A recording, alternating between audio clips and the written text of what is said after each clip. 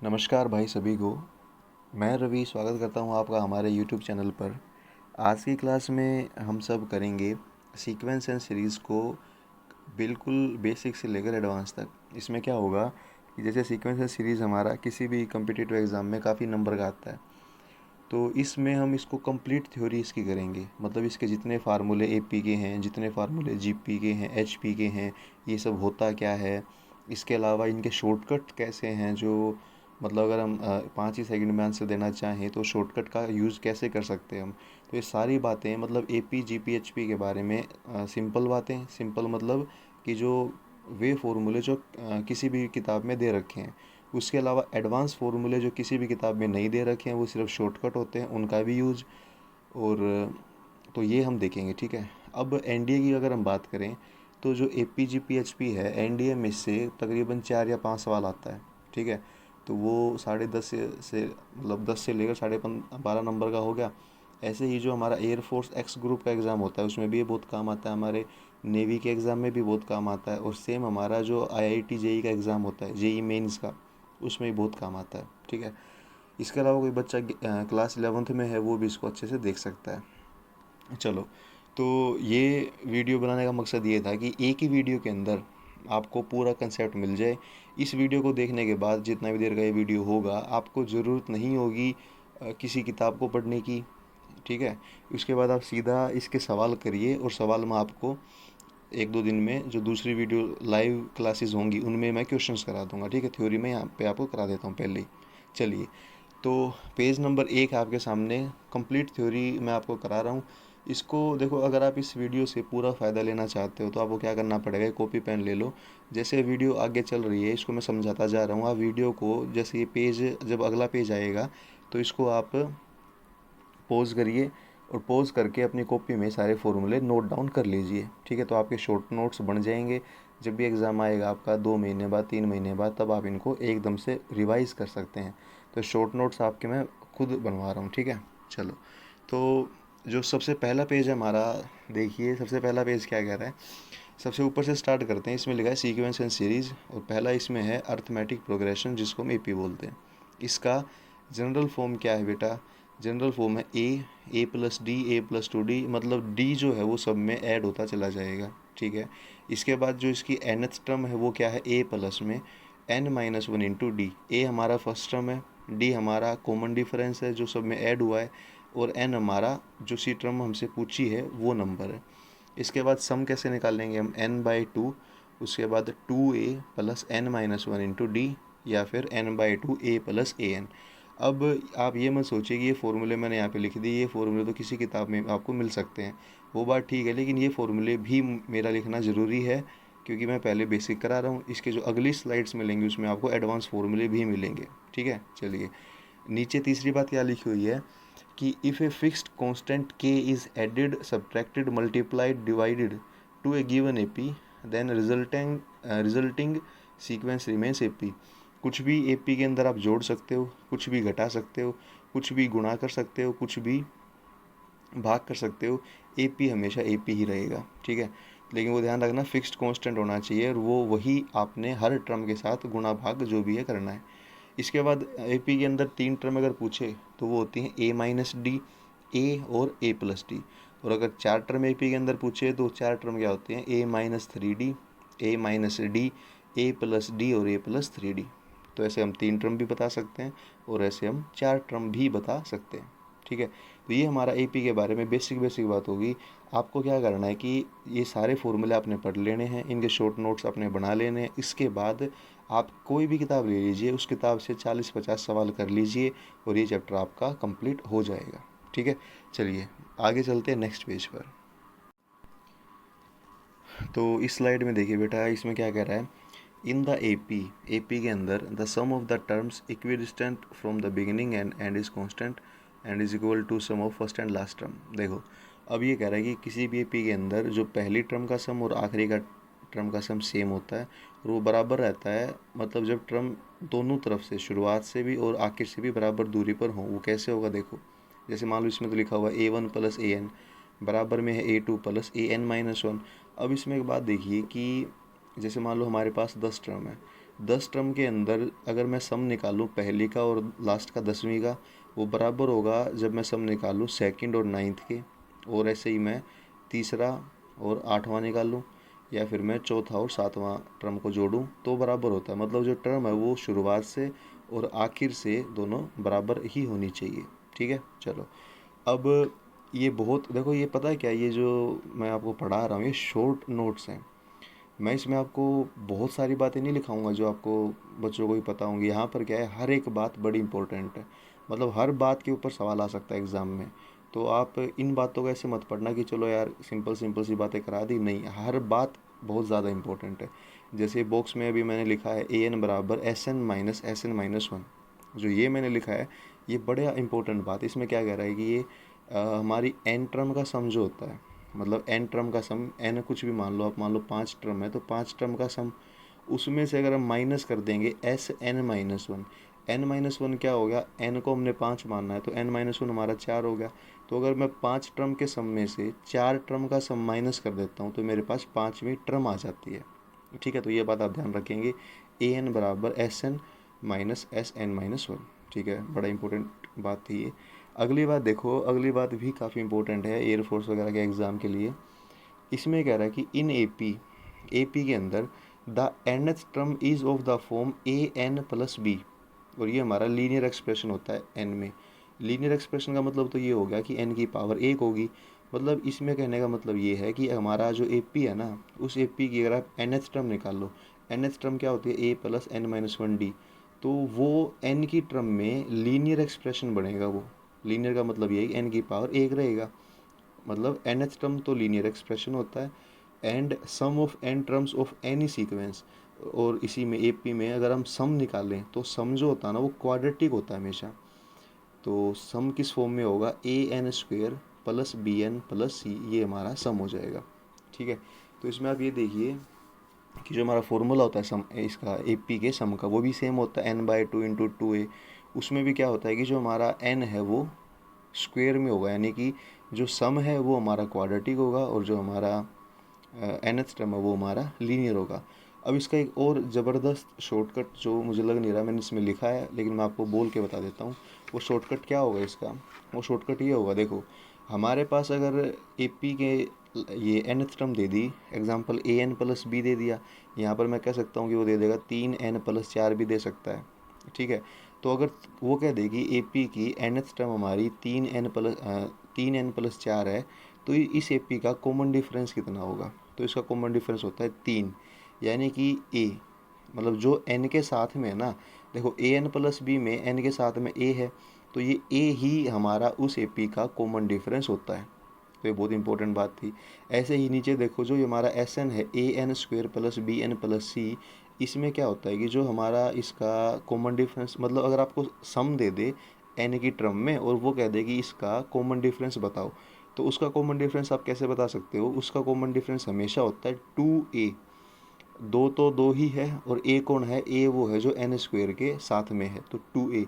तो 2a ही हमारा क्या होगा, कॉमन डिफरेंस होगा। कब, जब सम हमारा ऐसा दे रखा है। अच्छा एक बार इसमें ध्यान देना, अगर हमारा सम ऐसा दे रखा हो ना कि an² + bn, उसके बाद कांस्टेंट ना हो, अगर कांस्टेंट ना हो, मतलब जैसे कि ऐसे दे दे, मान लो 3n² प्लस में 4n, अगर ऐसे दे दे तो क्या होगा कि 2a, मतलब जो ये n² के साथ है ना इसका दुगना, ये तो हमारा कॉमन डिफरेंस होगा सिर्फ ये 2a। लेकिन जब भी कभी कांस्टेंट दे दे, जैसे कि इसमें प्लस में c दे रखा है, अब जब कांस्टेंट दे देगा ना, उस केस में अगर हमें कॉमन डिफरेंस निकालना हो तो हम उस कांस्टेंट को उसमें से करेंगे माइनस। यानी कि जो ये लिखा हुआ है ना an² + bn+c, इसका कॉमन डिफरेंस क्या होगा, 2a - c। मतलब कांस्टेंट देगा तो उसको 2a में से घटाना पड़ेगा, अगर कांस्टेंट ना देगा तो आंसर होगा हमारा 2a। तो बहुत छोटी छोटी बड़े शॉर्टकट्स हैं ये जो आपके एग्ज़ाम में यूज़ हो सकते हैं। चलिए आगे चलते हैं। तो ये पेज नंबर 3 है बेटा, इसमें देखिए आप, इसमें हम अर्थमेटिक मीन के बारे में बात करेंगे। अर्थमेटिक मीन क्या होता है, इसमें लिखा हुआ है let a1 a2 an are an arithmetic mean between a and b। मतलब a1 a2 an ये हमारे n अर्थमेटिक मीन है a और b के बीच में। ठीक है, तो अच्छा अब मैं पहले अर्थमेटिक मीन का थोड़ा कंसेप्ट समझा दूँ कि जैसे मान लो ए और बी हमारा कोई भी दो नंबर हैं, उनके बीच में अर्थमेटिक मीन, जैसे कि मान लो एक नंबर 2 है और एक नंबर 10 है, तो दो नंबर हो गए 2 और 10। अब इन दोनों के बीच में अर्थमेटिक मीन क्या होगा? अर्थमेटिक मीन वो नंबर होता है जिस नंबर को इन दोनों के बीच में रखने पर ये तीनों नंबर हमारे एपी में आ जाएं। तो 2 और 10 के बीच में मैं किसको रखूँगा कि एपी बनेगा? तो मैं रखूँगा 6 को, ठीक है, क्योंकि 2 और 6 में 4 का डिफरेंस है, 6 और 10 में भी 4 का डिफरेंस है। तो 6 को रखने के बाद 2, 6 और 10 एपी बन गया। तो 2 और 10 तो हमारे पास था, उनके बीच में हमने रख दिया 6 को। तो 6 वो नंबर है जिसको इसके बीच में रखने पर ये बन गया एपी। तो इस नंबर को मैं बोलूँगा कि ये नंबर अर्थमेटिक मीन है 2 का और 10 का। तो ऐसे ही जो ये A1, A2, AN ये इतने सारे नंबर हैं ना, ये नंबर हैं ए और बी के बीच में। और जब मैं इन सारे नंबर को ए और बी के बीच में रखूँगा तो उनको बीच में रखने से जो ये पूरी सीरीज़ बनेगी ना, A1, A2, A3 और लास्ट में बी, ये पूरी सीरीज एपी बनेगी। इसीलिए इन सारे नंबर को कहा गया है कि ये सारे नंबर ए और बी के बीच के क्या हैं? एन अर्थमेटिक मीन है, ठीक है। अच्छा, मुझे एक बात और पता है कि जैसे अभी मैं पढ़ा रहा हूँ, सामने पेज है आपके, मैं कुछ लिख नहीं रहा हूँ, मतलब ठीक है, मतलब लिख लिख के अगर मैं समझाऊँ तो काफ़ी आपको फ़ायदा मिले, काफ़ी अच्छा समझ में आए। तो ये प्रॉब्लम मुझे लग रहा है कि हमारी लास्ट वीडियो होगी जिसमें मैं आपको इस तरह पढ़ा रहा हूँ। एक हफ्ते बाद आपको मैं इतने अच्छे तरीके से पढ़ाऊँगा कि आपने शायद ही किसी चैनल पर ऐसी वीडियो देखी होंगी वीडियो ज़रूर, पर हम भी वही चीज़, मतलब बहुत अच्छी चीज़ हम अप्लाई करेंगे अपने इस चैनल पर, ठीक है। लास्ट वीडियो है मेरे हिसाब से, अगर सब कुछ ठीक रहता है तो, जिसमें मैं आपको ऐसे पेज के ऊपर पहले लिख के पढ़ा रहा हूँ, वरना उसके बाद मैं एक अच्छी टेक्नोलॉजी के साथ पढ़ाऊँगा बढ़िया तरीके से। चलो, तो अब हमारा यहाँ पर हमें पता चल गया कि A1, A2, AN ये हमारे एन अर्थमेटिक मीन है ए और बी के बीच में। अब क्या कह रहा है कि जो हमारा पहला अर्थमेटिक मीन होगा उसकी वैल्यू हम निकाल सकते हैं, दूसरे की भी निकाल सकते हैं और nth की भी निकाल सकते हैं। कैसे? जैसे पहला है हमारा, उसकी वैल्यू होगी a प्लस डी, दूसरे की वैल्यू होगी a प्लस 2d, nth उसकी वैल्यू होगी a प्लस एन डी। ऐसे हम वैल्यू निकाल सकते हैं। अब इसमें एक बात ध्यान देने वाली ये है कि a और b तो हमें बताएगा वो, यानी फर्स्ट टर्म और लास्ट टर्म तो उसको हमें देनी पड़ेगी। अगर वो फर्स्ट टर्म और लास्ट टर्म हमें दे देता है तो हम ये सारी वैल्यू कैसे निकाल लेंगे? फॉर्मूला मैंने बता दिया कि भाई पहली के लिए a प्लस डी कर दो, दूसरी के लिए a प्लस 2d कर दो। अब इसमें मेन बात है कि d क्या होगा, तो d आपने याद रखना है, d होगा हमारा b माइनस ए, बी में से a गया, divide by n plus 1, divide कर देंगे उसको n प्लस 1 के साथ, ठीक है। अच्छा, अब इसमें बहुत ही अगला पॉइंट इंपॉर्टेंट है क्या, कि अगर मैं सारे अर्थमेटिक मीन को जोड़ दूं, मैं पहले को, दूसरे को और ऐसे लास्ट में an, सभी अर्थमेटिक मीन को जोड़ दूं तो वो किसके बराबर होता है? n times a plus B by 2, यानी कि n बाहर आ जाएगा, उसके बाद a प्लस बी बाई 2, और a प्लस बी बाई 2, इन a plus B by 2 a और b के बीच का पहला अर्थमेटिक मीन होता है, ठीक है। तो ध्यान रखना, आप सभी अर्थमेटिक मीन का सम क्या होता है? n into A plus B by 2। अगर आप इन सारी वैल्यूज़ को जोड़ोगे तो यही आंसर आएगा। इसके बाद the arithmetic mean of n positive numbers, n number हमारे पास कौन कौन सा? A1, A2, A3 ऐसे AN, ये नंबर दे रखे हैं। इन सब का अगर हमें अर्थमेटिक मीन निकालना हो तो अर्थमेटिक मीन हम कैसे निकालेंगे? पहले तो हम सबको जोड़ेंगे, मतलब जो भी नंबर दे रखे हैं ना हमें, उन सबको मैं जोड़ूंगा, A1 को जोड़ूंगा, A2 को और ऐसे ही AN को। सबको जोड़ने के बाद मैं उसको डिवाइड कर दूंगा n के साथ, ठीक है। तो ऐसे में क्या निकाल लूँगा? इन सब का अर्थमेटिक मीन निकाल लूँगा। चले, तो अब चलते हैं फोर्थ स्लाइड पर। तो ये था हमारा एपी के बारे में मैं जो बेसिक सारी बातें होती है वो मैंने आपको बताई। ये सारी बेसिक बातें बताने के बाद अब हम चलेंगे जीपी के ऊपर। अब ये मत समझना आपकी एपी ख़त्म हो गया, नहीं, ये एपी हमारा बेसिक ख़त्म हो गया जो आपको मैक्सिमम किताब में मिल जाएगा। लेकिन आगे आगे मैं क्या कराऊंगा, अब मैं बेसिक जीपी का कराऊंगा, फिर एचपी का कराऊंगा, उसके बाद एपी, जीपी, एचपी, इन तीनों के शॉर्टकट्स कराऊंगा जो शायद आपको किसी भी किताब में, चाहे एनडीए की किताब हो चाहे एयरफोर्स की किताब हो, आपको नहीं मिलेंगे। उसके लिए ही ये वीडियो मैंने बनाई है, ठीक है।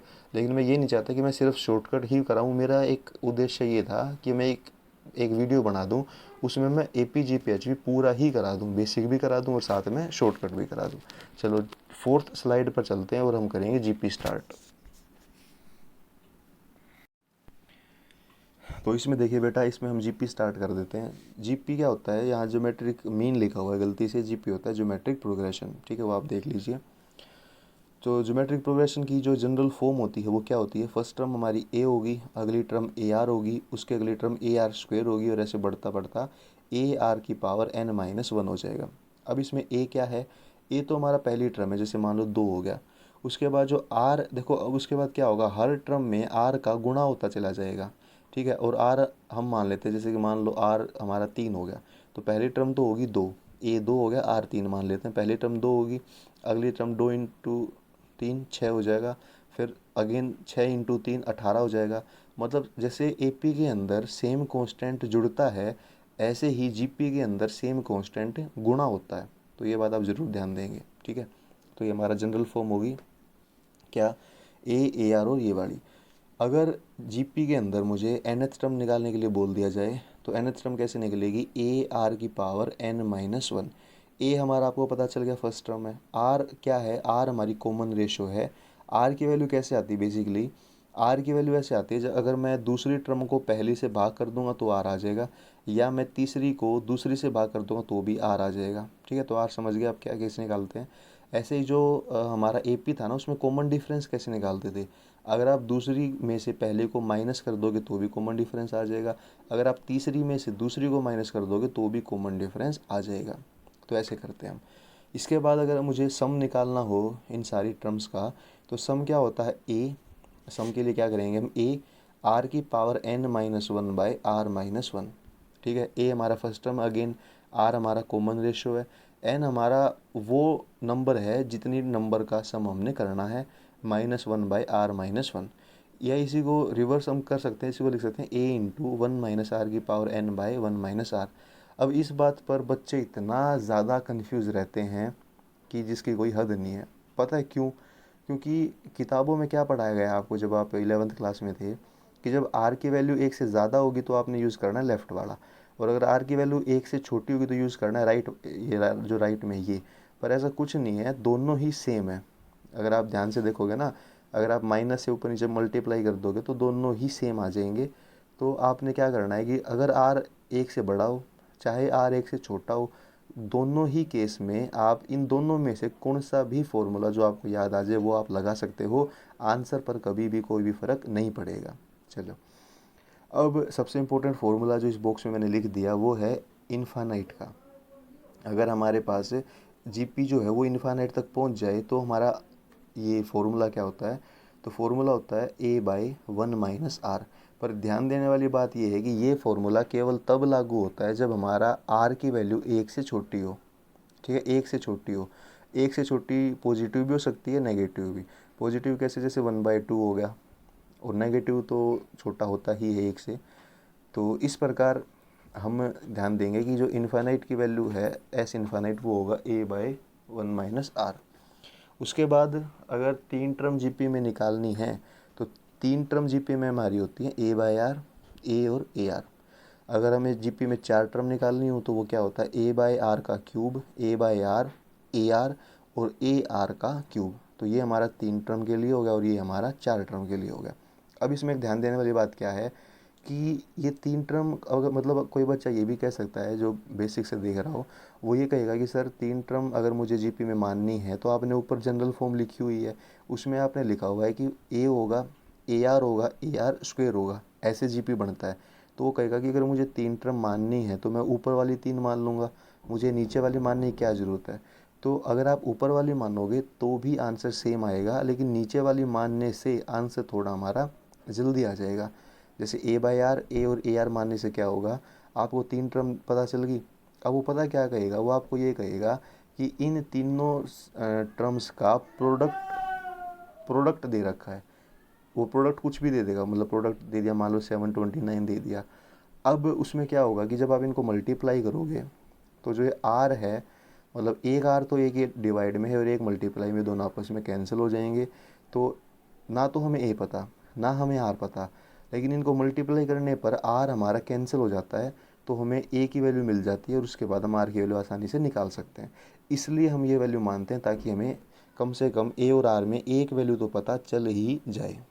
ठीक है, चलिए अब देखते हैं जीपी की अगली स्लाइड।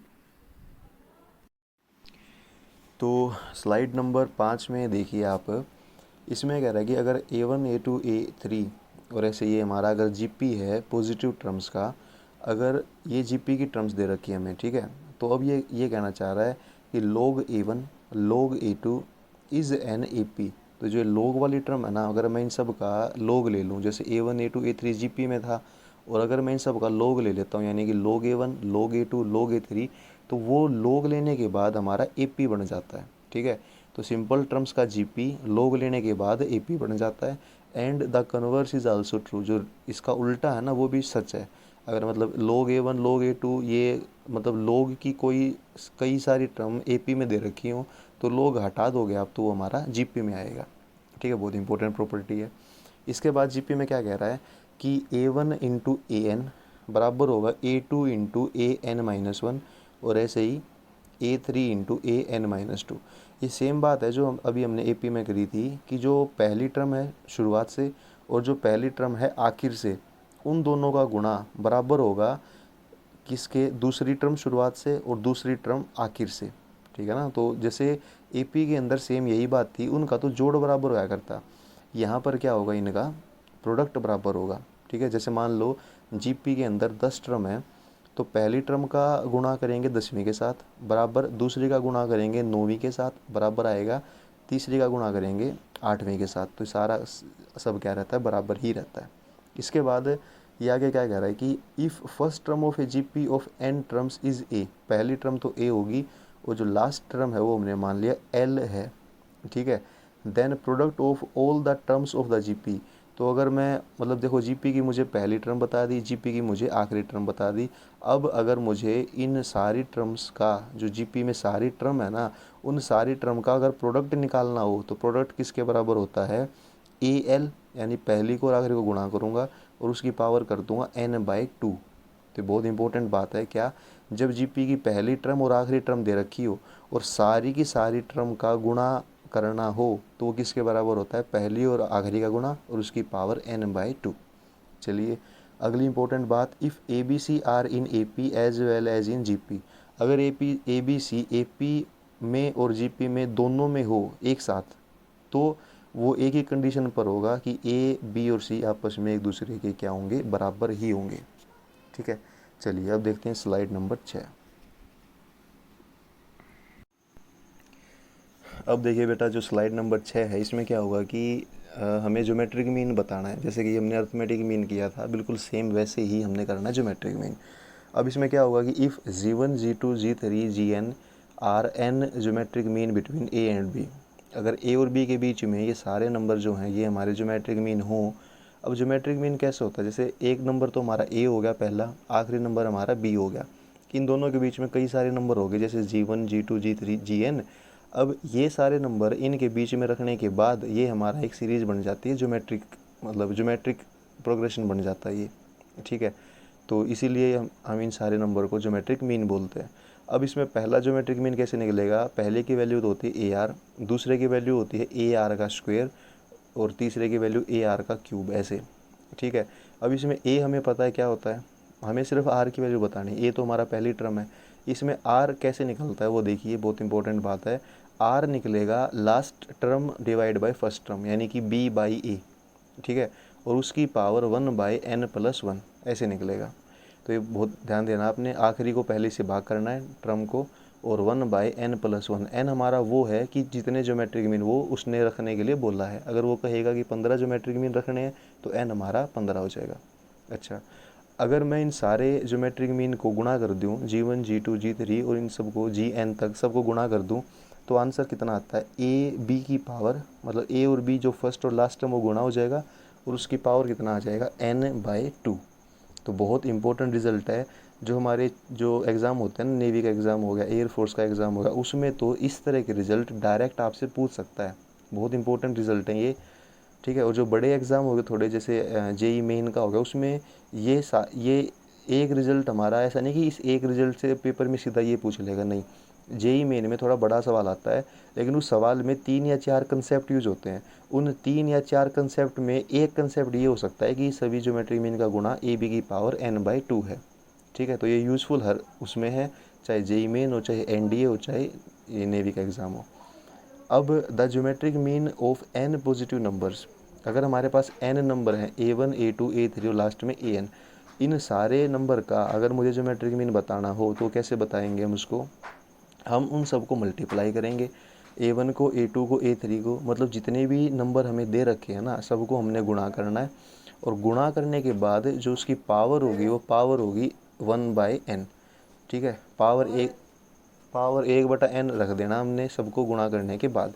तो जैसे हमारा अर्थमेटिक मीन होता था जोड़ने के बाद भाग करना, ऐसे ही हमारा ज्योमेट्रिक मीन क्या होता है, सबको गुणा करने के बाद पावर 1/n। ठीक है, तो ये हमारा जीपी का बेसिक था। अब बेसिक का मतलब तो ये हुआ कि हाँ हमें ये पता चल गया कि ये कैसे हो रहा है। अब इसमें मेन बात क्या है कि इसके साथ साथ आपको क्वेश्चन ज़रूर करने हैं, आपने जीपी के भी एपी के भी। आपने देखो ऐसा नहीं कि आपने बहुत सारा पढ़ लेना, आपने क्या करना है इस वीडियो को पूरा देखो, अपने नोट्स बनाओ, सारी बातों को मैं एक्सप्लेन कर रहा हूँ, ठीक है, उनको समझो।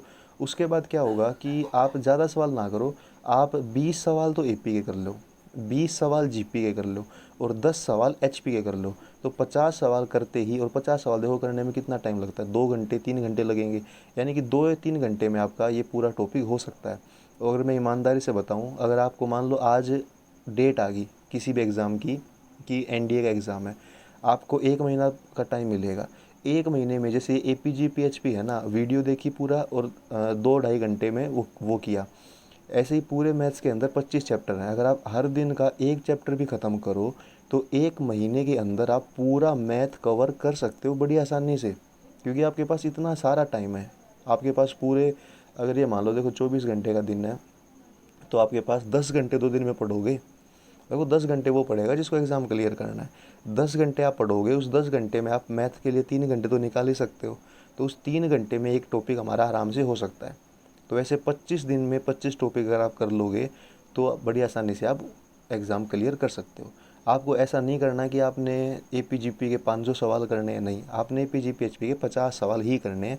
उतना करने के बाद आप मतलब एक बार सारे टॉपिक पूरे कर लो और उसके बाद थोड़े बहुत फुल सिलेबस टेस्ट दे लो, चाहे एयरफोर्स का चाहे एनडीए का। चलिए, अब इसके बाद हम करेंगे हार्मोनिक प्रोग्रेशन, वो हमारा एचपी। ठीक है, अगली स्लाइड में मैं आपको एचपी के बेसिक के बारे में बताऊंगा और उसके बाद हमारे एपी जीपी के शॉर्टकट स्टार्ट हो जाएंगे। चलिए देखते हैं। तो अब इस स्लाइड में हम बेटा करेंगे हार्मोनिक, मतलब ये हार्मोनिक सीरीज़ के बारे में, एचपी के बारे में। ठीक है, तो देखो क्या लिखा हुआ है, if A B C D are in AP, अगर ये चारों एपी में हो तो इनका उल्टा जो है वो एचपी में होता है, यानी कि 1/ए 1/बी 1/सी 1/डी आर इन एचपी, ये हमारा एचपी में होता है। यानी कि सीधी सी बात ये है, अगर मैं एपी का उल्टा कर दूं तो वो हमारा एचपी आ जाता है। अब इसमें 2 इंपॉर्टेंट बात लिखी हुई हैं, no one term of an H P can be zero. H P की कोई भी टर्म जीरो नहीं हो सकती, क्योंकि अगर एच पी कोई टर्म जीरो होगी तो वो हमारा फिर उसका रिवर्स करेंगे तो इन्फानेट आ जाएगा, तो ए पी इन्फानेट बन जाएगा। तो एच पी में कोई भी टर्म हम जीरो नहीं लेते। इसके बाद क्या रहेगी, sum of H P does not exist, मतलब जो एच पी का सम है वो एग्जिस्ट नहीं करता, और ना ही एच पी के सम के लिए कोई भी फॉर्मूला होता है। ठीक है, चलो इसके बाद हम करेंगे हार्मोनिक मीन। जैसे हमने अर्थमेटिक मीन करा, ज्योमेट्रिक मीन किया, और ऐसे ही अब हम करेंगे हार्मोनिक मीन। हार्मोनिक मीन क्या होता है, तो सेम ऐसे ही ए और बी के बीच में एन ये हार्मोनिक मीन होंगे। तो ये वही लिखा हुआ है, if H1 H2 HN are N harmonic mean between A and B then 1/H1 बराबर होगा 1/A प्लस डी के। ऐसे ही 1/H2 किसके बराबर होगा, 1/A प्लस 2D के। और ऐसे ही 1/HN किसके बराबर होगा, 1/A plus N into D के। और यहाँ पर जो D है वो हमारा क्या है, D हमारा है A minus B divide by N plus 1 into A into B. तो ये फॉर्मूला है। तो सेम फार्मूला मैंने आपको बताया था एपी के लिए भी, जीपी के लिए भी, और यहाँ पर अब हार्मोनिक मीन में हम सेम फार्मूला कर रहे हैं जो हमारा H1 H2 ये सब है। ठीक है, तो इन फार्मूलों से आप किसी का भी हार्मोनिक मीन निकाल सकते हो।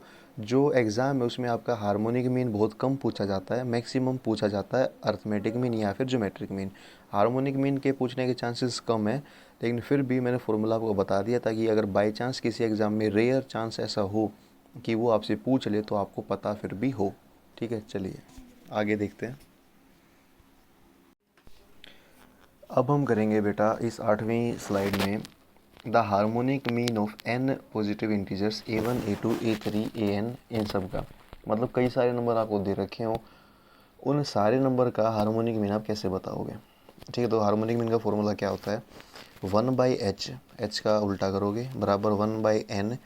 उसके बाद सारी टर्म्स को जोड़ना है, लेकिन हमने क्या करके जोड़ना है, उस टर्म को उल्टा करके। ठीक है, तो ये तकरीबन फार्मूला सेम सा ही है AP के जैसा, लेकिन इस फॉर्मूले में हमने h को भी उल्टा कर दिया और सारी टर्म को भी उल्टा कर दिया।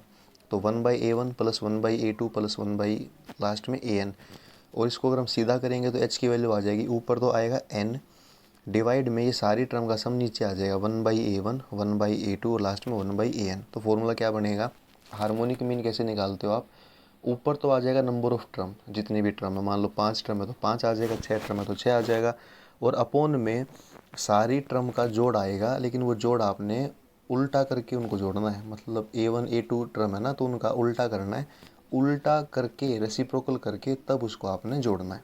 चलो, इसके बाद कह रहा है कि if A and B are any two numbers, अगर ए और बी कोई भी हमारे दो नंबर हैं तो अर्थमेटिक मीन क्या होगा उन दोनों के बीच का। अब ये देखो सिंपल सिंपल सी बात है, लेकिन ये सिंपल सिंपल बात यूज़ बहुत ज़्यादा होती है हमारे एग्ज़ाम में।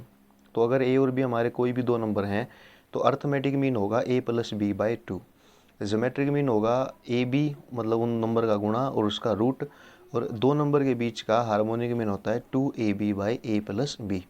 ठीक है, बहुत इंपॉर्टेंट बात है। अब इसके बाद क्या कह रहा है कि if A B C are in A P, अगर ए बी सी हमारे ए पी में हो तो क्या कंडीशन बनेगी, मतलब तीन वैल्यू है, पहली ए है, दूसरी बी है, तीसरी सी है। अगर ये तीनों ए पी में हो तो हमारी क्या कंडीशन बनेगी, कंडीशन ये बनेगी कि जो बीच वाला है उसका दुगना, यानी कि 2b बराबर होगा a+c के। ठीक है, बीच वाले का दुगना किसके बराबर होगा, a+c के। ये कब होगा, जब ए पी होगा। अगर हमारा जीपी होता है तो बीच वाले का स्क्वायर यानी कि बी का स्क्वायर बराबर होगा ए और इंटू सी के। अगर ये हमारा एचपी होगा, एचपी में क्या होगा, जो बीच वाला है ना बी, वो बराबर होगा 2ac, मतलब 2 पहले तीसरे का गुणा और डिवाइड में a+c।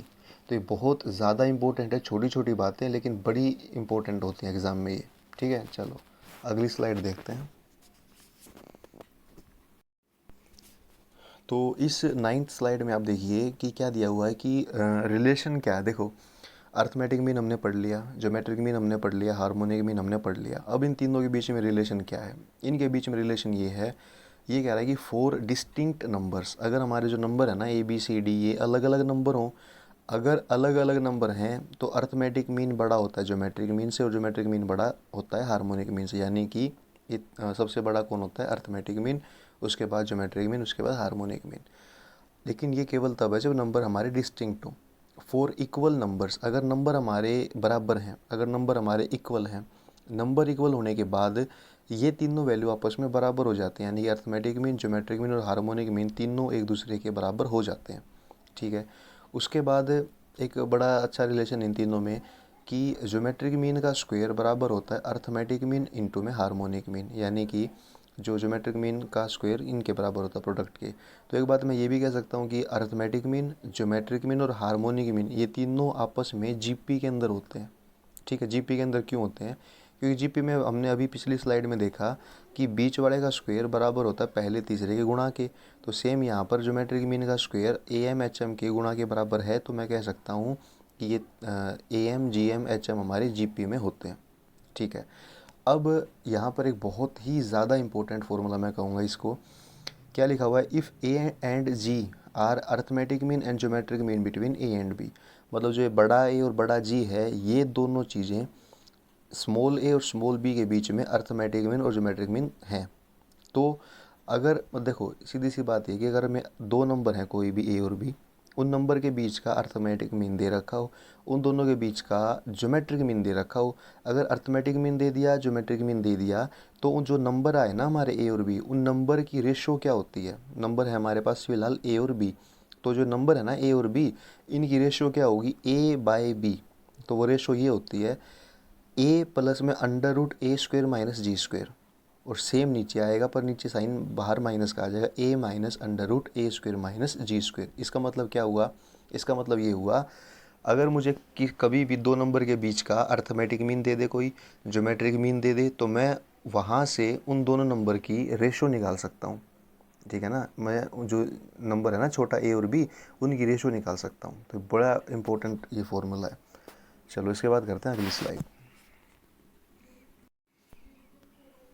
इस 10वीं स्लाइड में देखिए क्या दिया हुआ आपके सामने। If a and g are arithmetic mean and geometric mean between a and b, तो ये सेम पिछली स्लाइड वाला ही काम है। अगर हमें अर्थमेटिक मीन दे दिया, ज्योमेट्रिक मीन दे दिया, किसका, a का और b का। अब देन द क्वाड्रेटिक इक्वेशन, हमने वो क्वाड्रेटिक इक्वेशन बनानी है having a and b as its roots. हमने वो क्वाड्रेटिक इक्वेशन बनानी है जिस इक्वेशन के जो रूट्स हैं वो रूट क्या होंगे, a और b एज इट्स रूट्स। तो देखो क्वाड्रेटिक इक्वेशन में एक चीज़ ये होती है कि अगर हमें रूट्स का पता है, अगर हमें ये पता है कि रूट हमारे किसी इक्वेशन का a और b है, तो उसका यूज़ करके हम इक्वेशन बना सकते हैं। कैसे, तो वो इक्वेशन हम क्वाड्रेटिक इक्वेशन में बना सकते हैं। लेकिन यहाँ पर क्या दिया हुआ है कि यहाँ पर हमें रूट नहीं दिए हुए, मतलब हमें ये बता दिया कि इक्वेशन के रूट तो a और b हैं, लेकिन हमें a और b की वैल्यू ना देकर उसने किसकी वैल्यू दे दी, उसने a और b के अर्थमेटिक मीन की वैल्यू दे दी और a और b के ज्योमेट्रिक मीन की वैल्यू दे दी। तो अगर ये दिया हो और इक्वेशन पूछ ले, तो इक्वेशन क्या बनती है, एक्स स्क्वेयर माइनस 2ax, यानी अर्थमेटिक मीन का दुगना इंटू में x प्लस में ज्योमेट्रिक मीन का स्क्वायर बराबर में 0। ये इक्वेशन बनती है, ठीक है। चलो नेक्स्ट क्या है, अगर अच्छा ऐसे ही ये तो हमारी क्वाड्रेटिक इक्वेशन बन गई। ऐसे ही क्यूबिक पूछ ले तो क्यूबिक भी बड़ा इंपॉर्टेंट है। देखिए क्यूबिक क्या कह रहा है, if a g and h are arithmetic mean, geometric mean, harmonic mean of 3 given numbers a b c, then the equation having a b c as its roots is. तो same बात है, 3 number a b c हैं। अगर कोई ये कह दे कि 3 number a b c हैं तो ये तीनों नंबर किसी इक्वेशन के रूट हैं, तो वो इक्वेशन बनाओ, ठीक है। तो क्या कहेगा, वो इक्वेशन बनाओ। वो इक्वेशन बनाने के लिए अब हमें नंबर नहीं दे रखे ए बी सी, हमें इन तीनों नंबर का arithmetic mean, geometric mean, harmonic mean they रखा है। तो इक्वेशन कैसे बनेगी, इक्वेशन ऐसे बनती है एक्स का क्यूब माइनस 3ax का स्क्वायर, ठीक है, प्लस में 3, अब जी का क्यूब आ जाएगा, जी का क्यूब एक्स अपॉन में एच और माइनस में जी का क्यूब बराबर में 0। तो ये इक्वेशन याद करना थोड़ा सा मुश्किल है, लेकिन याद आप कर सकते हो, बड़ा इंपॉर्टेंट है। अगर क्वाड्रेटिक बनाने के लिए बोले ऊपर दे रखा है, अगर क्यूबिक बनाने के लिए बोले तो नीचे दे रखा है। एक बार इसको आप पढ़ना याद करना, लिख के देखना, याद अपने आप हो जाएगी। चलो अब ये कह रहा है कि सम स्पेशल सीरीज़, अब कुछ अलग अलग सीरीज़ दे रखी है हमें, ठीक है। तो इनका यूज़ हम स्टैटिस्टिक्स में भी करते हैं, यहाँ भी कर लेंगे। क्या, अगर मैं 1 से लेकर n का जोड़ दूँ, मतलब सभी नेचुरल नंबर का सम निकाल लूँ, 1 2 3 4 इन सब को जोड़ दूँ, तो फॉर्मूला क्या बनता है, n इंटू n प्लस 1/2, ये फॉर्मूला बनता है, ठीक है। चलो अब करते हैं आगे के सवाल, ठीक है। तो 11वां स्लाइड जो कि 11वां पेज जो हमारा है, इसमें देखिए अगर मैं सबके स्क्वायर का सम करूं, यानी 1 का स्क्वायर, 2 का स्क्वायर, 3 का स्क्वायर और लास्ट में किसका स्क्वायर है, n का स्क्वायर। अगर मैं सबके स्क्वायर का जोड़ कर देता हूं तो फॉर्मूला मेरे पास क्या बनता है, n इंटू n प्लस 1, फिर 2n प्लस 1 और अपॉन में आ जाएगा 6। बड़ा इंपॉर्टेंट बात है। अगर मुझे सबका क्यूब करना हो, 1 का क्यूब, 2 का क्यूब, 3 का क्यूब और लास्ट में किसका क्यूब हो, n का क्यूब, तो मेरे पास फॉर्मूला क्या बनता है, n इंटू n प्लस 1/2 और उस पूरे का होल स्क्वायर, ये बनता है। चलो इसके बाद देखो सीरीज़ तो हमारे पास 3 होती हैं, ए पी, जी पी और एच पी। एक चौथी सीरीज़ भी होती है जो बड़ी इंपॉर्टेंट होती है, उसका नाम है ए जी पी, ठीक है, ए जी पी। तो ए जी पी क्या होता है, ये हमारी सीरीज़ होती है अर्थमेटिको ज्योमेट्रिक सीरीज़। यानी कि देखो एक तो ए पी हो गया, एक जी पी हो गया, पर एक ऐसी सीरीज़ भी बनती है जो ए पी जी पी दोनों में हो, मतलब एक ऐसी सीरीज़ जिसमें ए पी वाले काम भी हो रहे हों और साथ में जी पी वाले काम भी हो रहे हों। एग्जाम्पल के लिए यहाँ पे नीचे एक सीरीज़ लिखी हुई है, ए प्लस में A plus D R plus A plus 2d R का स्क्वायर, फिर ऐसे ही ए प्लस 3d आर का क्यूब। अब यहाँ पर देखो जो a है उसके बाद या अगली टर्म में a प्लस डी है, अगली में a प्लस 2d है, तो ये a और d तो लेके चल रहे हैं AP को, ठीक है। और ऐसे ही पहली टर्म में देखो a के पास मैं मान लेता हूँ 1 है, क्योंकि a इंटू 1 a ही रहेगा, 1 है। 1 के बाद अगली सीरीज़ में अगली टर्म में कौन आ गया, r आ गया, उसके अगली में r का स्क्वायर आ गया, फिर r का क्यूब। तो जो ये r से जो गुणा होता जा रहा है ना बार बार, ये हमारा जीपी वाला काम कर रहा है, ठीक है। तो AP वाला काम भी हो रहा है और GP वाला काम भी हो रहा है। अब तो इसका एक बहुत इंपॉर्टेंट फार्मूला बनता है, लेकिन ये फार्मूला हमने लगाना है जब ये सीरीज़ हमारी इनफाइनाइट तक चली जाए, ठीक है। ये सीरीज़ हमारी इनफाइनाइट तक चली जाए तब जो इसका फार्मूला बनेगा वो अब हम करेंगे। इसमें ध्यान बस ये देना कि R की वैल्यू 1 से छोटी होनी चाहिए। तो S इनफाइनाइट का फार्मूला क्या बनता है, मतलब इनफाइनाइट टर्म का सम AGP के अंदर, तो फार्मूला ये बनता है A/1 - R plus DR/1 - R का होल स्क्वायर, ठीक है। बड़ा इंपॉर्टेंट फार्मूला है। बस आपने ये देखना है A क्या है, A हमारा फर्स्ट टर्म है, D क्या है, D हमारा AP का कॉमन डिफरेंस है, R हमारा GP का कॉमन रेशियो है। तो बड़ा इंपॉर्टेंट है ये, तो इसको देखिए। अब हम करते हैं अगला।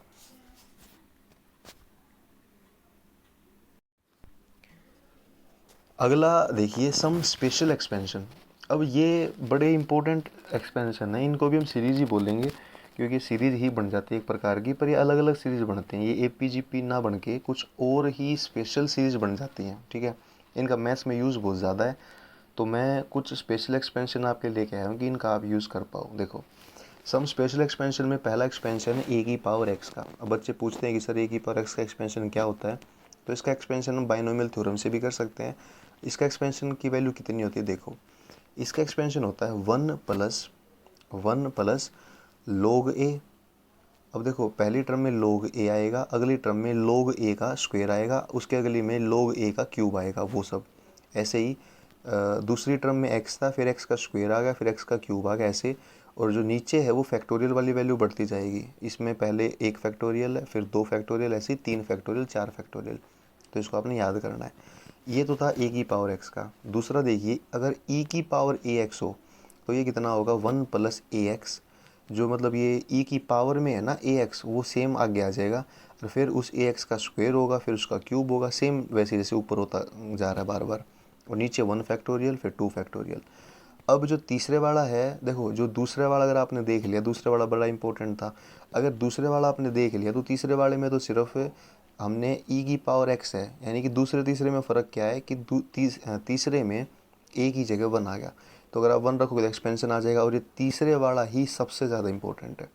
जब आपको कई बार सवाल में दिखेगा कि 1 प्लस x/1 फैक्टोरियल दे दिया, x² 2 फैक्टोरियल दे दिया, x³ 3 फैक्टोरियल दे दिया, तो आपने क्या देखना है कि ये तो भाई E की पावर x का एक्सपेंशन है। चलो ऐसे ही जब जो दूसरा फार्मूला था उसमें A की जगह 1 रखूँगा मैं, तीसरा फार्मूला बन जाएगा। और उसी में अगर A की जगह मैं -1 रखूँगा तो मेरा फार्मूला नंबर 4 बनेगा। तो फार्मूला नंबर 4 क्या है, 1 minus x/1 factorial, x² 2 factorial minus x³ 3 factorial and up to so on, ऐसे बनता है। चलो पाँचवा क्या हो जाएगा, पाँचवा थोड़ा अलग है, log और उसके अंदर हो 1 प्लस x। log के अंदर 1 प्लस x क्या हो जाता है, x माइनस x² 2, पहले x आएगा माइनस x² 2, फिर प्लस हो जाएगा। इसमें साइन जो है अल्टरनेट होता रहता है, पहले प्लस फिर माइनस फिर प्लस। तो x माइनस x² 2 प्लस में x³ 3, फिर माइनस में x की पावर 4/4, फिर ऐसे चलता जाएगा। छठा देखिए, log 1 माइनस x है, इसमें क्या होगा, अच्छा 1 माइनस x है तो इसमें हर टर्म में माइनस आएगा, तो उस माइनस को मैंने बाहर निकाल लिया। अंदर क्या बचा, x plus x² 2 plus x³ 3 and so on, ऐसे बनेगा, ठीक है। एक दो एक्सपेंशन और भी रहता है, वो मैं अगली स्लाइड में कराता हूँ, देखिए। तो अब स्लाइड नंबर 13 से बेटा हमारे जो शॉर्टकट्स की शुरुआत हो जाती है। तो शॉर्टकट्स देखिए, पहले एक बार 7वां एक्सपेंशन कर लेते हैं जो हमारा रहता है। log देखो पाँचवीं में आपने क्या देखा, log 1 प्लस एक्स था। छठे में क्या देखा, log 1 माइनस एक्स था। सातवें में क्या होगा, log 1 plus x by 1 minus x. इसमें क्या होगा, बाहर तो 2 आएगा और अंदर टर्म बचेंगी जिसमें x की पावर हमारी ओड है, यानी कि x फिर प्लस में x³ 3, x की पावर 5/5 एंड सो ऑन, ठीक है। अब ध्यान देने वाली बात ये है कि जो एक्सपेंशन 5, 6, 7 है, आर वैलिड, ये वैलिड कब है, व्हेन x का मोड लेस देन 1 हो, ठीक है। तो ये वैलिड केवल तब है, ये सारी एक्सपेंशन वैलिड केवल तब है जब x का मोड 1 से छोटा हो, x का मोड 1 से छोटा हो। चलो अब हम करते हैं AP के इम्पोर्टेंट रिजल्ट्स। ठीक है। एपी के बारे में इंपॉर्टेंट बातें क्या क्या हैं, जो मैंने बताया था कि पहले मैं बेसिक कराऊंगा, लास्ट में शॉर्टकट्स कराऊंगा। तो अब यहाँ से शॉर्टकट्स हमारे स्टार्ट हो जाते हैं। तो पहला शॉर्टकट ये है, ये सारे शॉर्टकट आपने याद करने हैं। याद करने से क्या होगा कि इन सब का अगर सवाल पेपर में आ जाता है तो हम 5 सेकंड के अंदर आंसर दे देंगे, ठीक है। अगर नहीं आता है तो ठीक है। लेकिन इन सब का प्रूफ भी है, लेकिन प्रूफ करने में आपका टाइम वेस्ट होगा बिना बात का, तो आपको सीधा इनको याद करना है। देखो पहला क्या है, ए एम बराबर एन। अब ए पी की बात चल रही है। ए एम का मतलब है कि ए पी की एम एथ टर्म, ठीक है। ए पी की एम एथ टर्म क्या होगी, A plus M minus one into D. अगर ए पी की एम एथ टर्म एन के बराबर है और एन एथ टर्म एम के बराबर है, तो ए पी की पी एथ टर्म क्या होगी, तो पी एथ टर्म क्या होती है, एम प्लस एन माइनस में पी। और ए पी की अगर एम प्लस एन ये टर्म पूछ ले तो वो होती है ज़ीरो। तो क्या समझ में आया। जैसे एक सवाल दे एग्जाम्पल के लिए दे दिए कि भाई 5वीं टर्म तो 10 के बराबर है और 10वीं टर्म 5 के बराबर है, एक दूसरे का उल्टा हो। तो अब वो कह दे, मतलब 5वीं 10 के बराबर, 10वीं 5 के। फिर वो कह दे कि भाई इसकी मुझे आप 20वीं टर्म बता दो, ठीक है। कौन सी टर्म बता दो, 20वीं। तो आप क्या करोगे, 5 को 10 को जोड़ोगे और 20 को घटा दोगे, तो 15 माइनस 20 माइनस 5 आंसर 5 सेकंड में ही आ जाएगा। तो आपको याद करना ये। अगर वो पूछ ले कि भाई 15वीं टर्म बता दो, तो 15वीं टर्म हो जाएगी ज़ीरो, ठीक बात है। 15वीं टर्म कितनी हो जाएगी, ज़ीरो। चलो अब दूसरा फॉर्मूला जो इसी का है, दूसरा फॉर्मूला ये है, अगर यहाँ पर एस पी बराबर क्यू दे रखा है, एस पी का मतलब पी टर्म का सम। अगर पी टर्म का सम क्यू के बराबर हो और क्यू टर्म का सम पी के बराबर हो, अगर ऐसा हो कि भाई 5 टर्म का सम 10 के बराबर है, 10 टर्म का सम 5 के बराबर है, तो जो पी प्लस क्यू टर्म का सम होता है ना, वो किसके बराबर होगा, वो बराबर होगा माइनस पी प्लस क्यू के, ठीक है। तो जैसे 5 टर्म का सम 10 के बराबर है, 10 टर्म का सम 5 के बराबर है, तो 15 टर्म का सम बराबर होगा माइनस 15 के। तो 5 सेकंड के अंदर, और 5 भी ज़्यादा, अगर मैं कहूँ, अगर ये सवाल आपको याद है, पता चल गया कि सवाल ये ही पूछा गया, तो आप 1 सेकंड के अंदर, 2 सेकंड के अंदर आंसर इसका दे सकते हो। तो ये फ़ायदा इन सब इम्पोर्टेंट बात को यूज़ करने का।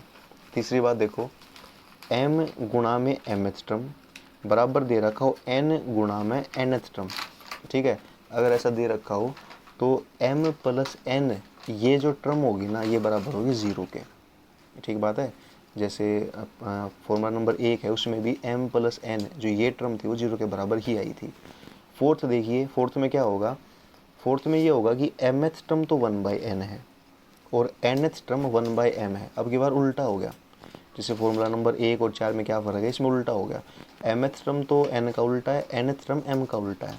इस केस में आपसे mn जो टर्म है ना, m गुणा में n ये टर्म पूछेगा, तो mn टर्म जो है वो तो 1 के बराबर हो जाएगी, और mn टर्म का सम वो बराबर होगा 1/2 mn प्लस 1, ठीक है। तो बड़े इंपॉर्टेंट शॉर्टकट्स हैं, इनको याद करने का फ़ायदा सिर्फ ये है कि 2 सेकेंड के अंदर आप आंसर आ सकता है।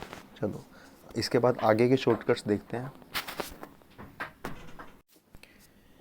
अब इसके बाद की शॉर्टकट्स करते हैं। देखिए 5वां शॉर्टकट इसमें क्या है कि कभी भी अगर आपको ये दे दिया जाए कि पी टर्म का सम क्यू टर्म के सम के बराबर है, यानी कि भाई 5 टर्म का सम और 10 टर्म का सम सेम है, और वो आपसे पूछ ले कि भाई 15 टर्म का सम बताओ, ठीक है। एस पी बराबर एस क्यू है और एस पी प्लस क्यू पूछ ले तो वो हमेशा ज़ीरो आंसर आता है, ठीक है।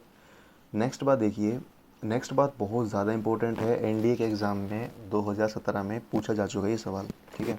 तो क्या सवाल है, if S1 S2 S3 be the sum of n 2n 3n terms of A P, मतलब कोई ए पी है, उसमें S1 तो n टर्म का सम है, S2 2n टर्म का सम है और S3 3n टर्म का सम है।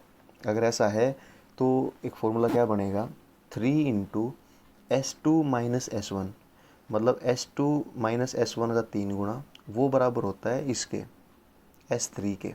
अब इसमें एक बहुत इंपॉर्टेंट बात बताता हूँ मैं, ये एक देखो, एक रिजल्ट तो ये हो गया कि 3 into S2 minus S1 S3 के बराबर होता है।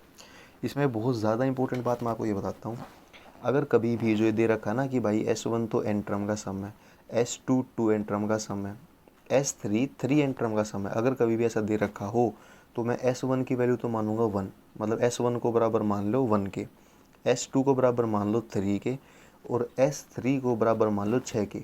ध्यान से सुनना, बहुत इंपॉर्टेंट बात है। S1 को अगर साथ में कॉपी पेन लेके लिख रहे हो तो इसको लिख भी लो।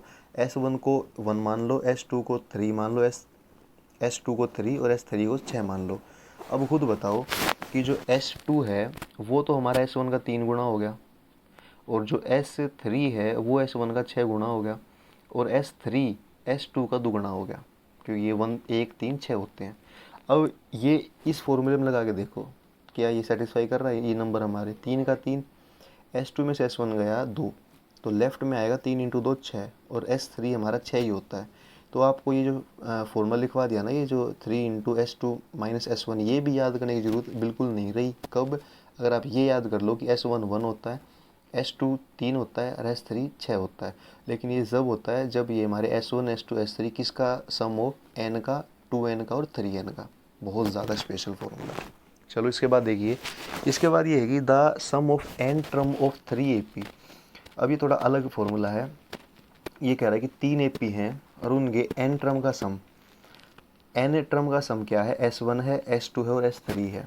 अब उसमें क्या होगा, जो 3 AP है ना, इन तीनों के तीनों AP की पहली टर्म तो 1 है, यानी कि सारे AP की जो 3 AP हैं फर्स्ट टर्म 1 है, लेकिन कॉमन डिफरेंस सबका अलग अलग है। यानी कि पहली AP का कॉमन डिफरेंस 1 है, दूसरी का कॉमन डिफरेंस हमारा 2 है, तीसरी का कॉमन डिफरेंस 3 है।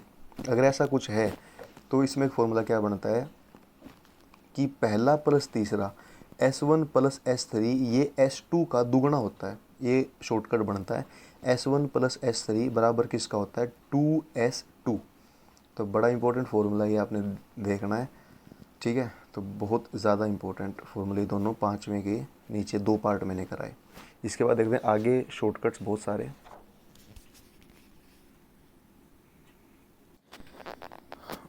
इसके बाद देखिए जो 15वीं हमारी स्लाइड है, इस स्लाइड में जो शॉर्टकट्स है ना उनका लेवल थोड़ा सा बढ़ जाता है। मतलब आसान आसान शॉर्टकट्स नहीं है। देखो जो शॉर्टकट मैं बता देता हूँ कि ये शॉर्टकट हमारा एयरफोर्स का है, ये शॉर्टकट नेवी का है और ये शॉर्टकट हमारा उसका है। तो जो 15वीं स्लाइड में शॉर्टकट देख रहे हो ना आप, ये थोड़े से एडवांस शॉर्टकट हैं। तो ये आपको तकरीबन इनका यूज़ आप जेई मेन में कर सकते हो। लेकिन कहने की बात क्या है कि कई बार ऐसा भी हो सकता है कि एयरफोर्स में APGP से मुश्किल सवाल पूछ ले, तो अगर मुश्किल सवाल पूछेगा तब इन शॉर्टकट्स का यूज़ हमारा हो सकता है, ठीक है। तो फिर भी हमें जानने में हमारा क्या लगता है, हम शॉर्टकट्स देखें, बढ़िया शॉर्टकट्स हैं। क्या है पहला शॉर्टकट? क्या है कि अगर हमारे 2 नंबर हैं A और B, उनके बीच में n हार्मोनिक मीन है, ठीक है। पहला H1 है, फिर H2 है, ऐसे ही HN है लास्ट में। तो एक रिलेशन बनता है। वो रिलेशन क्या बनता है कि H1 प्लस A, पहले हार्मोनिक मीन में A जोड़ दो, डिवाइड में पहले हार्मोनिक मीन में से A घटा दो, प्लस में लास्ट वाले हार्मोनिक मीन में B जोड़ दो और नीचे लास्ट वाले हार्मोनिक मीन में B घटा दो। अगर ऐसा होगा तो ये बराबर हमेशा आता है 2n के, ठीक है। तो देखो ये रिज़ल्ट हैं जिनका हम पूरा प्रूफ कर सकते हैं। फॉर्मूले में सारे पता है। हम इसमें H1 की वैल्यू रखोगे, HN की वैल्यू रखोगे, बराबर में 2n ही आ जाएगा। लेकिन ये स्टैंडर्ड रिज़ल्ट हैं जो कई बार NCERT की किताब में भी दे रखे हैं, और सीधा हमने याद कर लेना है क्योंकि सीधा पेपर में हम इसको यूज़ कर सकते हैं। दूसरा फॉर्मूला देखो, दूसरा क्या कह रहा है कि अब की बार है ना, किसी भी 2 नंबर के बीच में 2 तो अर्थमेटिक मीन दे दिए, 2 ज्योमेट्रिक मीन दे दिए और 2 ही क्या दे दिए? हार्मोनिक मीन, ठीक है। तो ये टोटल 6 चीज़ होगी। अब इनके देखो, जैसे मैंने अभी एक रिलेशन कराया थोड़ी देर पहले, किस किस के बीच में?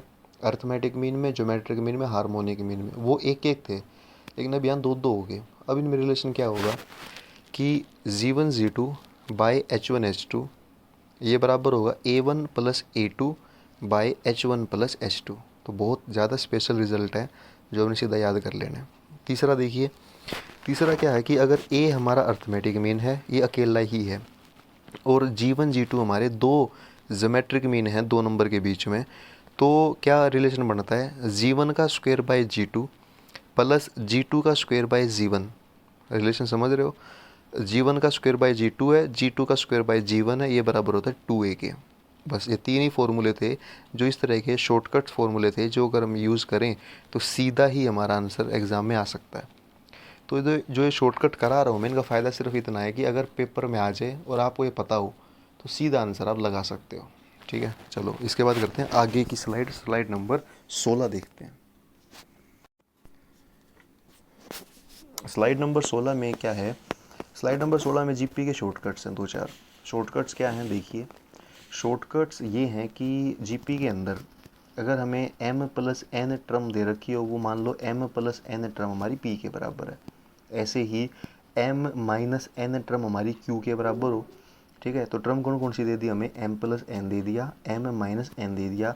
अब इसके बाद वो mth टर्म पूछ ले और कौन सी टर्म पूछ ले, nth। तो कैसे बताएंगे, mth टर्म तो होती है p और q का गुणा करके उनका रूट, और जो nth टर्म है वो क्या होती है, वो होती है पहले तो बाहर आएगा p, अंदर कौन आएगा, अंदर आएगा q बटा p, और इन दोनों का जो पावर में आएगा ना q बटा p के, वो पावर आएगी m/2n, ये होता है। तो ये बड़ा इंपॉर्टेंट रिजल्ट है, आपसे पूछ सकता है एनडीए में, तो ये सवाल 5 नंबर का पूछ सकता है। ठीक है, मतलब वो दे देगा m प्लस एन पी के बराबर है, m माइनस एन क्यू के बराबर है, तो mth टर्म बताओ, nth बताओ। 2.5 नंबर 5 नंबर का सवाल एनडीए में आ सकता है। अगला देखिए 5वां फॉर्मूला।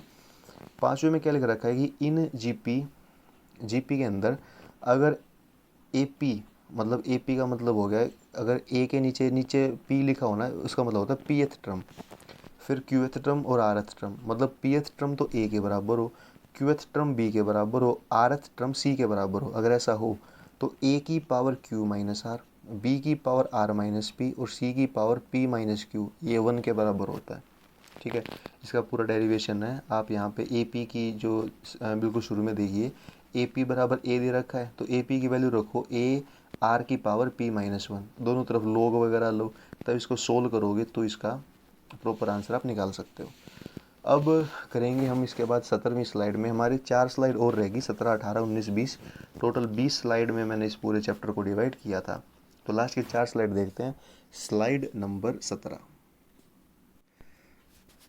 स्लाइड नंबर 17 में क्या कह रहा है कि इन AP, अगर कोई AP हमारे पास दे रखा है, उसमें m टर्म का सम डिवाइड में n टर्म का सम, अगर हमें वो दे रखा है कि भाई m का स्क्वायर बटे में n का स्क्वायर हो, अगर ऐसा हो, मतलब क्या है कि m टर्म और n टर्म के सम की रेशो दे रखी हो, और हमें वो कहे कि भाई आप m टर्म और n टर्म के मतलब टर्म्स की रेशो बताओ। रेशो पहले तो किसकी दे दी, सम की, फिर वो कहेगा कि जो mth टर्म आएगी वो डिवाइड में जो nth टर्म आएगी वो, उनके सम की रेशो बताओ।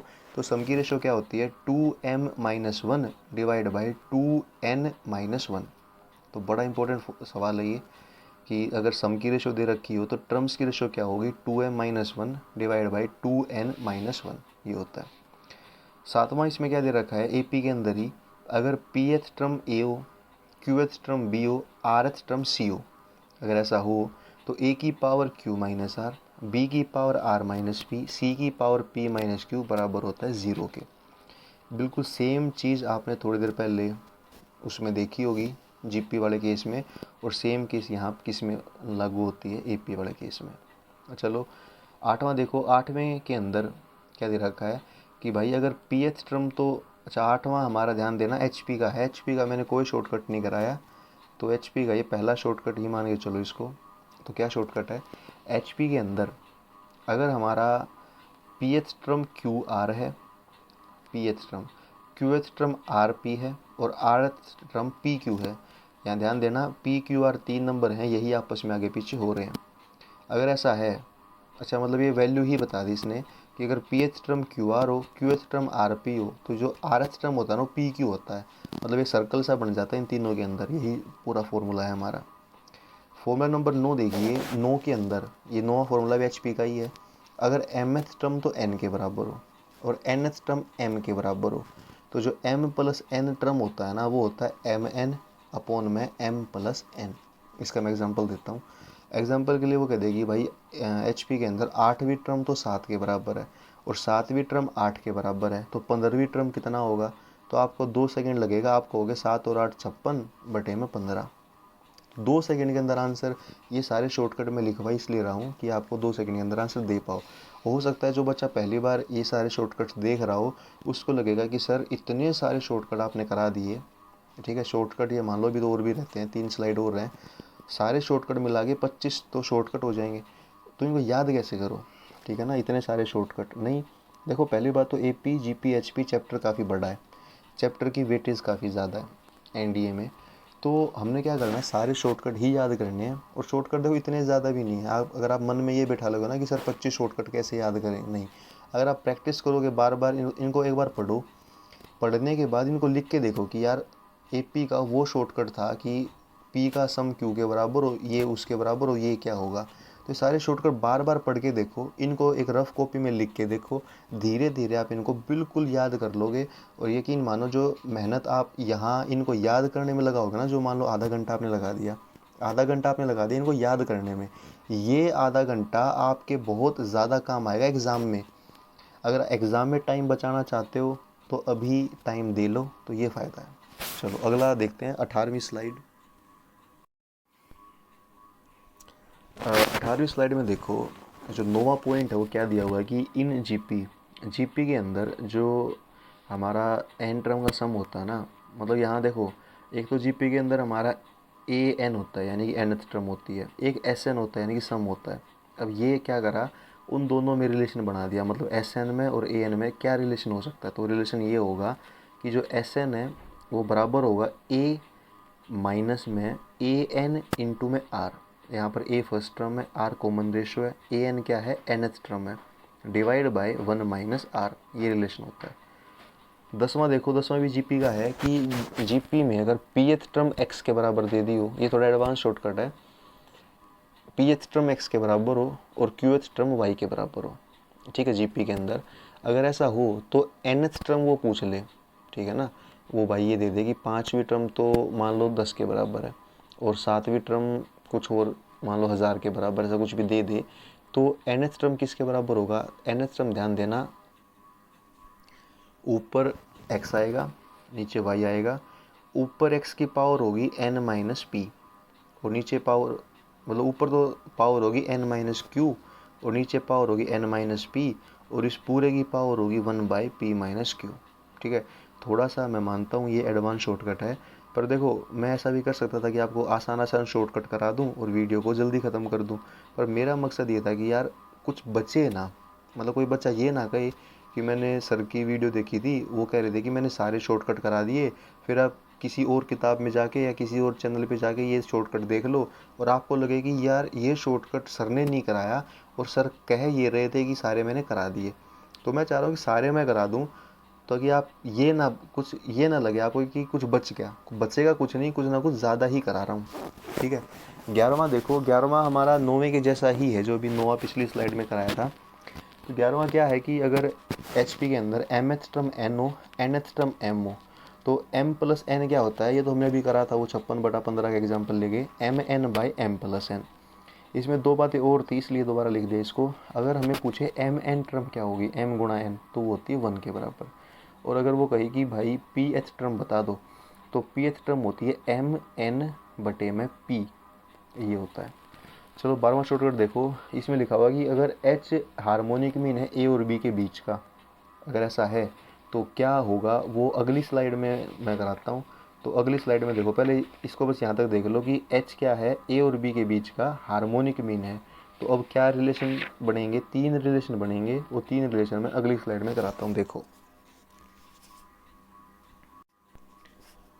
तो 3 रिलेशन बनता है, कौन कौन सा रिलेशन बनता है, ये भी थोड़ा एडवांस शॉर्टकट है। क्या, h minus 2a h minus 2b ये बराबर होता है h का स्क्वायर। अगला रिलेशन क्या है, 1 by H minus A 1 by H minus B ये बराबर होता है 1 by A plus 1 by B. अगला shortcut, h plus A by H minus A और h plus B by H minus B ये बराबर होता है 2k। ये जो तीसरा शॉर्टकट है, ये अगर आपने एक पहले भी शॉर्टकट कराया था, अगर वहाँ से ध्यान में हो तो आप इसको आराम से कर सकते हो। एक और शॉर्टकट भी कराया था जिसमें हमारा वैल्यू आई थी 2n के बराबर और n हमारे यहाँ पे 1 है, तो आंसर आएगा 2। चलो इसके बाद देखो, मैं आपको साथ साथ में बता देता हूँ कि भाई ये शॉर्टकट एडवांस है, ये एडवांस या ये अच्छा शॉर्टकट है। तो जो ये नीचे शॉर्टकट लिखा हुआ है ना, ये आएगा एयरफोर्स के एग्ज़ाम में।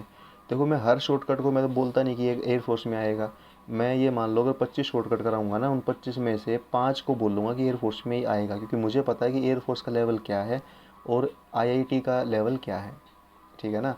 तो जो कई शॉर्टकट जो मैं बोलता हूँ कि एडवांस है, वो तो आप ये JEE मेन के लिए पढ़ाई करके चलो। अगर आपको ये करना है कि मुझे सिर्फ एयरफोर्स वाले चाहिए हैं, तो मैं एयरफोर्स के लिए अलग से बता देता हूँ कि एयरफोर्स का ये शॉर्टकट है। तो जो ये नीचे शॉर्टकट लिखा हुआ है ना, ये है एयरफोर्स का और नेवी का। तो क्या लिखा हुआ है इसमें, पहली बात तो इसमें लिखी हुई है AM GM HMR in GP, ये मैं आपको बता चुका हूँ। लेकिन जो नीचे शॉर्टकट है ये मेन है। देखो अब हमारा मैंने 2 नंबर लिए A और B, उन 2 नंबर के बीच का मैं अर्थमेटिक मीन बता चुका हूँ, A + B/2 होता है।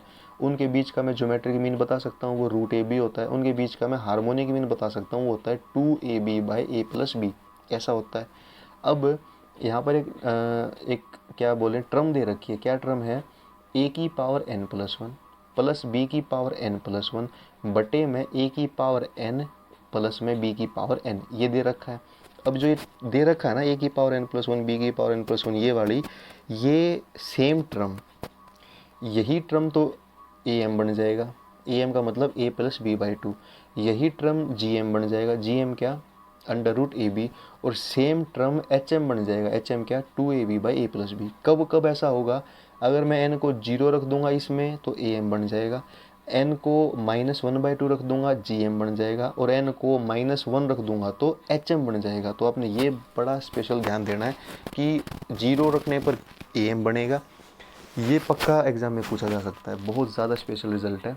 0 रखने पर अर्थमेटिक मीन बनता है, -1/2 रखने पर ज्योमेट्रिक मीन बनता है, और -1 रखने पर हार्मोनिक मीन बनता है। ठीक है, चलिए अब करते हैं हम अपनी लास्ट स्लाइड आज की। जो बच्चा यहाँ तक पहुँच गया इस वीडियो को देखते देखते, ये मान के चलो उसके, मैं उम्मीद करता हूँ, देखो कई बच्चे तो ऐसे होंगे जिसने ये वीडियो शुरू की 5 मिनट दे के छोड़ दी होगी, 2 मिनट दे के छोड़ दी होगी कि बाद में कर लूँगा, बाद कभी आता नहीं है। ठीक है, कुछ बच्चे ऐसे होंगे जो अभी तक यहाँ तक पहुँच गए हैं इस 20वीं स्लाइड तक, और उनको मैं उम्मीद करता हूँ कि उन्होंने साथ में कॉपी पेन लिया होगा और उन्होंने प्रॉपर नोट्स ये बना लिए होंगे। ठीक है, अच्छा एक काम ये भी मत करना कि फ़ोन में स्क्रीनशॉट लेते रहो कि हाँ मैं कॉपी पेन ले लिखूँगा नहीं, मैं स्क्रीनशॉट ले लूँगा और जो मुझे याद करना होगा मैं वो मोबाइल से याद कर लूँगा। देखो फ़र्क होता है मोबाइल से पढ़ने में और कॉपी पेन पे पढ़ने में। ठीक है, मोबाइल वाली चीज़ इतना हमारी मेमोरी में सही से नहीं बैठती जितना हम उसी चीज़ को कॉपी पेन पे खुद से लिखेंगे ना, तब वो होगा। या तो एक काम करो, आप मोबाइल में आप मान लो ये 20 स्लाइड है, आप एक काम करो पहली स्लाइड पे सारा कुछ पढ़ लो, उसको रफ कॉपी पे खुद लिख के देखो, और ये देखो कि क्या जो स्लाइड में लिखा हुआ है सब आप कॉपी पे बिना स्लाइड में देखे लिख सकते हो। ऐसे ऐसे तरीका सही रहेगा याद करने का। ठीक बात है। तो मतलब कहने की बात यह है कि कॉपी पेन आपने ज़रूर चलाना है। कॉपी पेन नहीं चलाया, सिर्फ आप स्मार्ट बनने की कोशिश करोगे कि सिर्फ मोबाइल में देख के मैं काम चला लूँगा, वहाँ पर आप अपना नुकसान कर लोगे। ये आज आपको मैं मानता हूँ कि फॉर्मूले याद हो जाएंगे, पर 1 हफ्ते बाद आप सारा कुछ भूल जाओगे। तो कॉपी पे ज़रूर लिखना, आपने नोट्स बढ़िया बनाने। तो लास्ट स्लाइड देखो, स्लाइड नंबर 20 देखो, इसमें क्या कह रहा है कि sum of first n even natural number. देखो हमने n नेचुरल नंबर का सम कर लिया था, अब यहाँ पर इवन नेचुरल नंबर की बात आ गई 2 4 6 की, तो इनका सम होता है n × n+1। ठीक है, ऐसे ही sum of first n odd natural number, अब की बात आ गई ओड की, 1 3 5 ऐसे, ओड का सम होता है n का स्क्वायर। अब क्या है, अब हमारा है 1 का स्क्वायर, फिर अब की बार एक बार माइनस आ जाएगा, -2 का स्क्वायर, फिर 3 का स्क्वायर, फिर आ जाएगा -4 का स्क्वायर। अब इसमें ये पता नहीं कि सीरीज़ कहाँ तक जाएगी, हो सकता है सीरीज़ 10 टर्म तक चली जाए या 15 तक चली जाए। तो हमने ये देखना है कि अगर n हमारा ओड होगा, मतलब ये सीरीज़ अगर ओड नंबर ऑफ टाइम जाएगी तो इसका सवाल का आंसर आएगा n × n+1/2। और अगर हमारा ये इवन तक जाएगा तो आंसर फिर इवन में माइनस का आंसर आता है, क्योंकि इवन में नेगेटिव आंसर आएगा, तो आंसर आएगा माइनस में n × n+1/2। इसके बाद 2 बड़े तगड़े शॉर्टकट जीपी के, उसके बाद वीडियो ख़त्म हमारी। शॉर्टकट ये है कि वैल्यू दे दी b + bb + b, इसको आप ऐसे मान के चलो b की जगह 5 रख के देखो, तो सवाल ये दे दे 5 + 55 + 555, फिर 5 5 5 5 अप टू n टर्म्स। अगर ऐसा दे दे तो आंसर हमारा क्या आता है। इसको सोल्व करने का एक प्रॉपर तरीका होता है, पर हमने वो तरीका नहीं लगाना, हमने सीधा ही इसका आंसर दे देना। वो आंसर क्या होगा, 5 मतलब b की वैल्यू 5 मान लो, तो 5/81 10 की पावर n+1 -9n -10। यहाँ पर देखो 2 चीज़ें हैं, एक तो b है और एक n है। अगर वो b की जगह 5 रख देगा तो आपने 5 रख देना है, 7 के साथ रख देना है। उसके बाद n टर्म, एन टर्म का मतलब ये होगा कि अगर 50 टर्म बोल दे तो आपने एन की जगह 50 रख देना है, 100 टर्म बोल दे एन की जगह 100 रख देना है, कुछ ना बोले तो एन की जगह एन रख देना है। लास्ट शॉर्टकट हमारी इस वीडियो का, अगर वो कह दे point B plus point B B plus point B B B और ये एन टर्म तक चला जाए तो इसका आंसर आता है B by N bracket N minus में 1 बाई एन बाहर आएगा, उसके बाद अंदर क्या आएगा 1 माइनस 1 बाई 10 की पावर एन। ठीक है, तो ये हमारा लास्ट शॉर्टकट था। तो ये था बेटा हमारा आज की ये कंप्लीट वीडियो। ठीक है, देखो मुझे मेरा मन नहीं करता कि मैं 5-5 मिनट की वीडियो बनाऊं। हाँ, मुझे ऐसा लगता है कि 5-5 मिनट की वीडियो ज़्यादा बच्चे देख लेते हैं, लेकिन मेरा ये था कि अब देखो 5-5 मिनट की वीडियो का मतलब ये है कि मैं ये 20 स्लाइड थी तो इसके 20 वीडियो बनाता पार्ट बना बना के, पर इतना मुझे कुछ नहीं लगा। मुझे लगा कि मैं एक ही पार्ट में 20 के 20 पार्ट आपको करा दूँ। ठीक है, तो यही मेन बात थी आज की। मैं उम्मीद करता हूँ कि आपको ये वीडियो अच्छी लगी होगी। ठीक है, जो बच्चा यहाँ तक देख चुका है, जिसने ये 20 की 20 स्लाइड देख ली हैं, वो इस वीडियो को पक्का लाइक करके जाए, नीचे कमेंट करके जाए कि आपको वीडियो कैसी लगी। अगर आप ये चाहते हो कि ये टॉपिक आपको समझ में आ गया, आप ऐसे ही अपने शॉर्ट नोट्स बनवाना चाहते हो किसी अगले टॉपिक के, तो वो टॉपिक मुझे बताओ कि सर आप 3D के शॉर्ट नोट्स दे दो, हमें बना के समझा दो, एक्सप्लेन कर दो पूरा। तो जिसको जिस टॉपिक में डाउट आ रहा है ना, इससे देखो शॉर्ट नोट से क्या होता है कि टॉपिक आपका पूरा रिवाइज हो जाता है। लेकिन ऐसा नहीं कि शॉर्ट नोट्स आपने देख लिया और टॉपिक आपको समझ में आ गया, ये तो सिर्फ आपका रिवाइज हुआ है। अगर आप इसको अच्छे से करना चाहते हो तो आप इसके 50 सवाल ज़रूर करो। ठीक है ना, तो कमेंट करना, कमेंट में बताना कि आप अगला टॉपिक कौन सा चाहते हो कि मैं किसके शॉर्ट नोट्स आपको दूँ, वो 3-4 दिन के अंदर मैं आपको दे दूँगा बना के। ठीक है, तो वीडियो को शेयर ज़रूर करना। जो भी आपका दोस्त है जो एयरफोर्स की तैयारी कर रहा हो, नेवी की तैयारी कर रहा हो, एनडीए की तैयारी कर रहा हो, 11वीं क्लास में हो, जेई मेन की तैयारी कर रहा हो, मतलब जो भी मैथ पढ़ता हो आपका दोस्त हो, उनको ये वीडियो ज़रूर आपने शेयर करनी है। ठीक है, चलो अब हम मिलेंगे अगले वीडियो में। जल्दी मैं इसके सवाल कराऊंगा। जैसे मैंने पहले क्या किया था, कम्प्लेक्स नंबर की थ्योरी कराई थी आपको, थ्योरी के बाद उसके सवाल कराए थे। ऐसे ही मैंने अब आपको APGPHP की थ्योरी कराई है। अब अगले में 3 दिन, शायद थर्सडे फ्राइडे सैटरडे को मैं इसके सवाल कराऊंगा। ठीक है, तो सवाल तभी मज़ा आएगा सवाल करने में जब आपको सारी थ्योरी आती होगी। तो चलो मिलेंगे अगले वीडियो में। अपना ध्यान रखो। जय हिंद।